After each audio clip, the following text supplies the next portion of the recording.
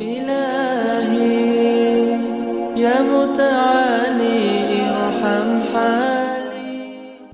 Young people nowadays, especially young people nowadays, say, I don't know what I should do. Ustad, tell me what I should do. What should I major in?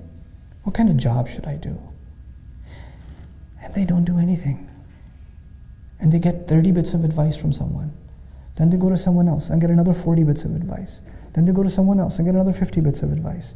And they have all this advice from all these people, and they say, well, I asked 100 people and I got 100 different kinds of advice. Yes, that's because you asked 100 people and you got 100 different kinds of advice, because human beings are individuals. They're going to give you individual advice. Until you put yourself to work, you're not going to discover who you are. You're not going to know your strengths, and you're not going to know your weaknesses. Stop being afraid of work. Stop being afraid of jumping in, trying something, failing. Failure is good for you. It exposes the holes in the wall. It exposes what you need to work on. It also exposes the few things that you are good at, and maybe you should refine them even more. But that does not happen until you grind it out, until you throw yourself in the middle, in the mix. I'd like you to think of the fact that, our ruh is from alam al-amr, but this life that Allah gave us here, in which we can put ourselves to work and discover ourselves, is not an unlimited life, is it?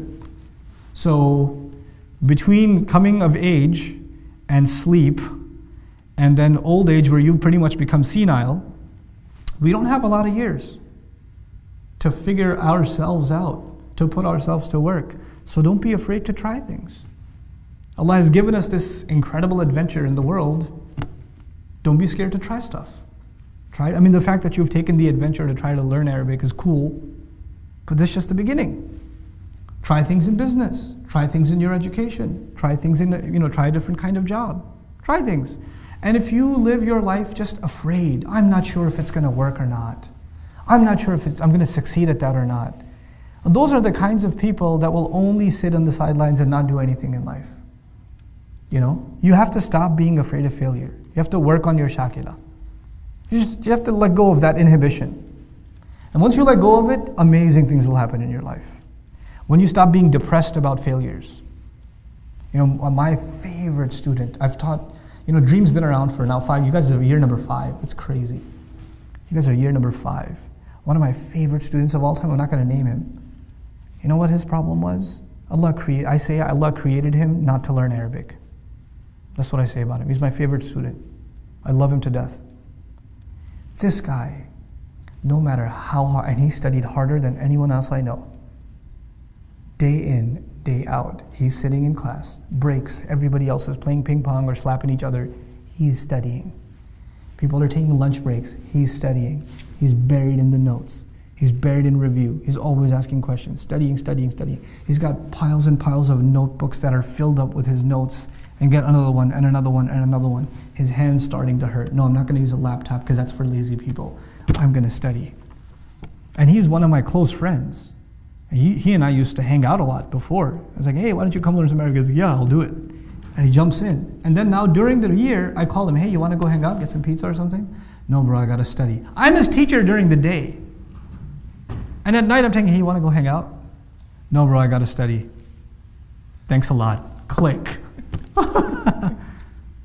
And he, on so many exams, failed miserably. But I don't feel bad for him at all. That is effort worth doing. And there are people who did not apply themselves and got easy hundreds. And first of all, I don't even think it was worth their time, the education they received. And I don't respect what they did. I respect what he did. I'm going to try something and I'm going to give it my best. I'm not going to run at the first sign of failure. I'm not just going to walk away and just do something else. Where there's this idea that even the line of work you're going to do, the career, the pursuits you're going to make, the efforts you're going to make, so long as you find them enjoyable, you should do it. The moment you have a boring day or two, you should be like, I need to do something else. I'm going to move on to something else. Really?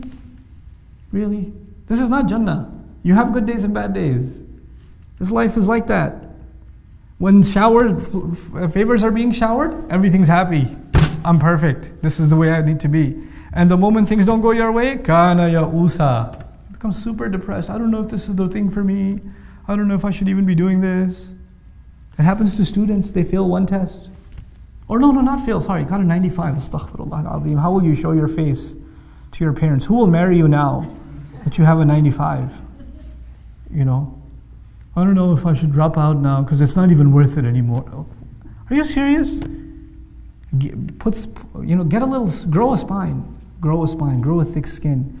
Apply yourself in whatever you do. And this is not just about your studies at the program, at Dream. This is beyond that. In life, have that attitude. Whatever you jump into, really dive in. Dive all in. Yes, seek counsel, but don't over-seek counsel.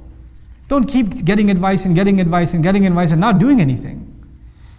You know, you have a few people in your life you can trust. And sometimes some people, you know, they get into this habit where they like to get advice from people. They know they're going to get two different answers. Because they live off of the confusion. They feed off of it. They use that as a scapegoat to not do anything. Well, he said this, but you said this. And they wait for you to say something and say, but he said this. You could have told me that before I told you anything, but you know what? Seek advice, but seek advice with a purpose. And seek advice with some trust. You shouldn't just ask random people. By the way, if you're seeking contradictory advice from people, you know what that says? That says, first of all, you have no confidence, number one. And number two, it says you don't trust people. You don't trust them. Why are you asking their advice if you want an alternative opinion? You don't have to take everybody's opinion. You don't have to take my opinion, or Sheikh Omar Sulaiman's opinion, or Sheikh Abdul Nasir's opinion, or anybody's opinion for that matter. You consider their opinion and you make your own judgment. But once you make your own judgment, فَإِذَا عَزَمْتَ, when you make a decision, فَتَوَكَّلْ عَلَى اللَّهِ, trust Allah and move on with life. Trust Allah. This is how you get to discover yourself. And that's actually a very important lesson in life that Muslims, all of you, have to internalize, and inshallah ta'ala, great things will come for you in life and for the benefit of others in your life if you internalize this. Barakallahu li wa lakum fil Qur'an al-Hakim wa nafa'ani wa iyyakum bil ayat wa dhikr al-Hakim. Wassalamu alaikum wa rahmatullahi wa barakatuh.